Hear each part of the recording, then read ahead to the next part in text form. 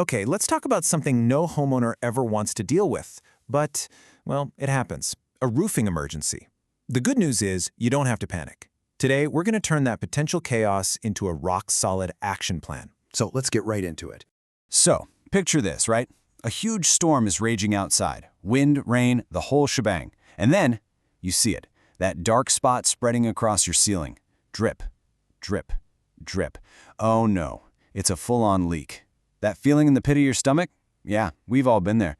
But what you do in those next few moments is, and I mean this, absolutely crucial. You know, your first instinct might be to just run around in a panic. Totally understandable. But trust me, that's not going to help. The key, the real key, is to stay calm and act fast. It's all about having a plan. And that's exactly what we're here for today, to give you a simple set of steps so you can take back control when things feel out of control. All right, Section 1, your first response plan. This is all about what you can and should do right away in those first few critical minutes. It's all about damage control and, even more importantly, keeping everybody safe. Okay, listen up, because this is the single most important thing I'm going to say. Before you even think about doing anything else, safety comes first. I really can't say this enough. Do not climb on your roof, especially when it's wet or damaged. It's slippery, it could be unstable, you just have no idea what's going on up there. That's a job for the pros, period. Your job is to manage things safely from inside. So what are those safe on-the-ground actions? It's a simple 4-step checklist. First up, secure the area. This means getting kids, pets, everyone away from that spot. You've got slippery floors and the potential for a sagging, waterlogged ceiling.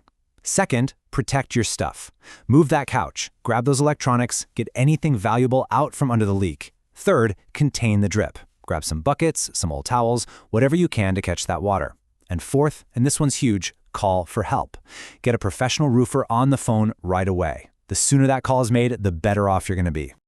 Okay, moving into Section 2, the professional repair process. You've done your part, you've handled the immediate chaos. So, now what? What should you expect when the pros show up at your door? Knowing their process can really help take the mystery and a lot of the stress out of the situation.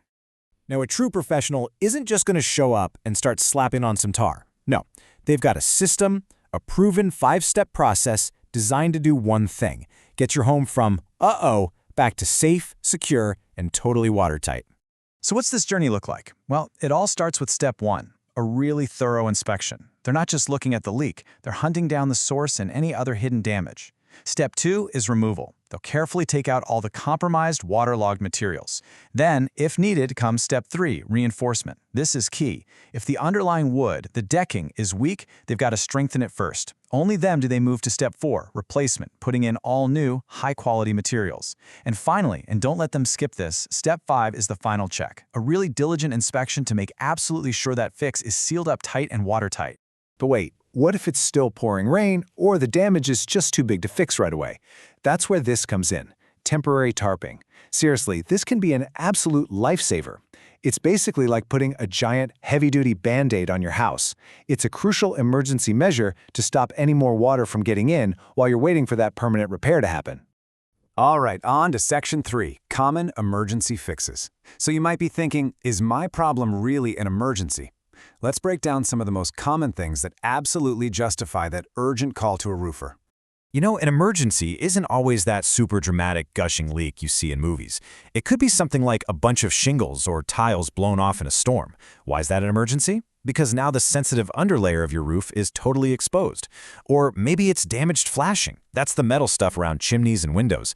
That stuff is notorious for causing sneaky leaks.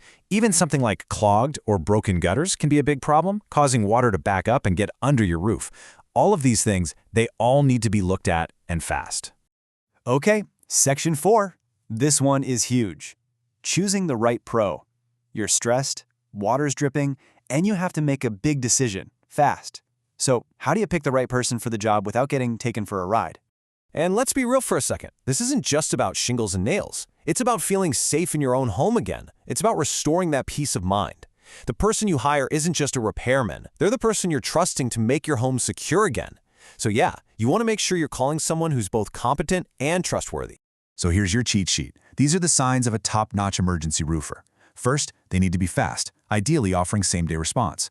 Communication has to be crystal clear, from that first phone call all the way to the end. They should treat your home with respect, no muddy boots all over your carpet. And of course, they should stand by their work with a guarantee. And here's a big one. Look for a trusted, local team. Why? Because a local company lives and dies by its reputation in your community. They know the local weather patterns, and they have a real stake in doing a good job. This right here, this quote is basically the perfect thing to hear from a roofer in an emergency. We assess, we explain, we get to work. See how simple that is? There's no fluff, no confusing jargon, no we'll get back to you. It's just, here's the problem, here's what we're going to do about it, and we're starting now. That's the kind of confidence and clear communication that instantly builds trust when you're stressed out. So when you boil it all down, what's the single most crucial point of this whole explainer? It's this. The best time to deal with an emergency is before it even happens. It all comes down to being prepared, having a plan in your head, and, maybe more importantly, having the number of a roofer you trust already saved in your phone. So I'll just leave you with this one question to chew on. Is your home truly prepared for the next big storm? What's one small thing you could do, like right now, to feel a little more ready? Because a few minutes of prep today can save you a world of headache and heartache down the road. Thanks so much for tuning in.